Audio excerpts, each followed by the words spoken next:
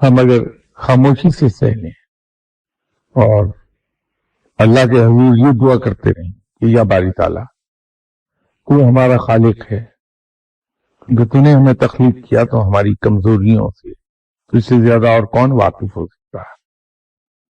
تو جانتا ہے کہ میں بہت کمزور ہوں اور دکھ پہنچنا بھی تو نے ہی میری فطرت میں رکھا ہے۔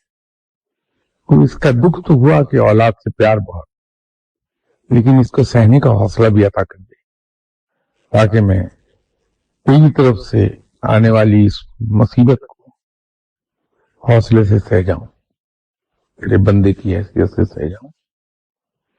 تو میرے خیال میں دکھ کم ہو جائے گا۔ میں نہیں سمجھتا کہ ایک ہفتے سے زیادہ لگے گا اس دکھ سے نکل جائے گا انسان۔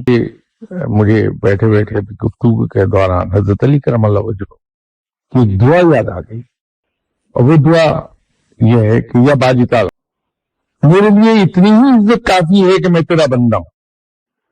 بتائیے کہ شکر گزاری اس سے بڑھ کر کیا ہوگی، کہ اس سے غرض ہی نہیں ہے کہ اللہ نے کیا عطا فرمایا، کون کون سی خواہش پوری ہوئی، کیا کیا اس کی مجھ پر رحمتیں ہوئیں، اور کیا کہاں میں محروم رکھا گیا، اس سے غرض ہی نہیں ہے۔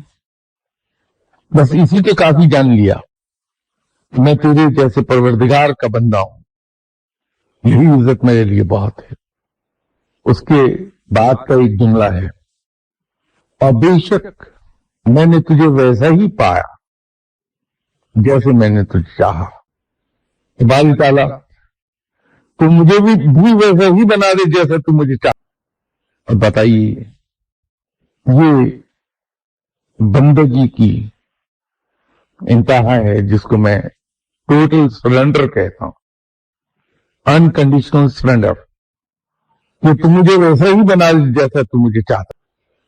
تو اس دعا میں دو حصے میرے نزدیک، اس کے دو حصے ہیں۔